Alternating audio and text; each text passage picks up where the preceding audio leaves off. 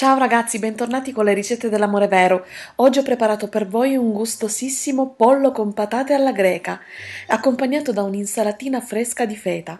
Andiamo subito a vedere cosa occorre per preparare questo golosissimo piatto. Ecco gli ingredienti che occorrono per preparare il pollo con patate alla greca. Trovate maggiori informazioni giù nell'info box oppure in alto a destra nelle schede informative. Prendete il pollo e tagliatelo a metà nella parte superiore, togliendo la spina dorsale. Apritelo per bene e immergetelo in una marinatura fatta con paprika dolce, noce moscata, cannella, peperoncino, origano, a cui aggiungerete un filo abbondante d'olio d'oliva. Massaggiate e fate marinare per 2 ore.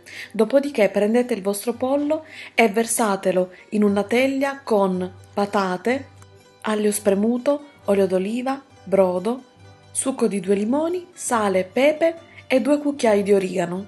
Cuocete per un'ora, un'ora e mezza a 180 gradi. Nel frattempo preparate l'insalatina con dell'insalata misticanza, della feta, succo di limone, olio d'oliva. Spolverate con origano e mescolate il tutto. Quando il pollo con le patate sarà pronto e ben croccante, potete servirlo a pezzi in un piatto da portata. Provate ragazzi, questa videoricetta è veramente golosissima.